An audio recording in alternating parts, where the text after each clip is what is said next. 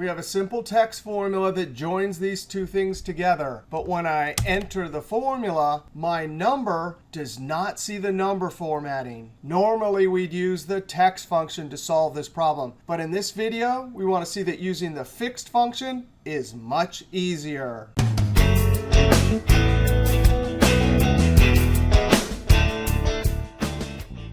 In cell F3, I type in equal sign, left arrow, up arrow. That'll get net sales. I need to lock it as the formula copies down, so I hit the F4 key. Now I need to join it, so I use the join operator, ampersand. And I need an equal sign, and that's text, so we always put text in a formula in double quotes. I'm going to add a space, an equal sign, a space, and double quote. And now we'll join it to, and I'll use left arrow to get the sales one cell to the left. Control Enter, double click and send it down.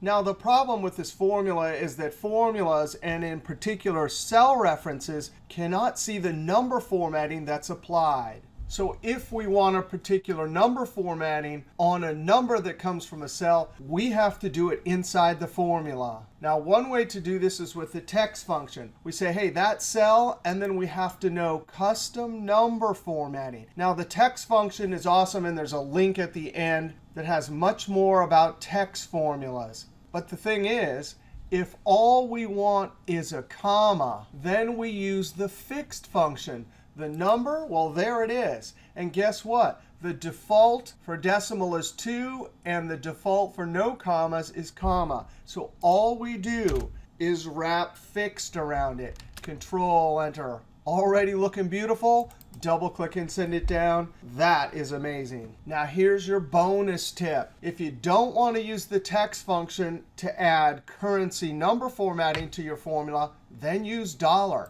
And if I tell $, hey, look at that number, and don't put anything for decimals, close parentheses, the default is to the penny or 2 decimals. Control Enter, double click and send it down. All right, rather than text function, we can use fixed when we want a comma separator, or we can use the $ function when we want currency. All right, if you like that video, be sure to click that thumbs up, leave a comment, and subscribe, because there's always lots more videos to come from Excel is Fun. And if you want to learn more about text formulas and the text function, check out this video. And here's a video about how to use text for ISO dates.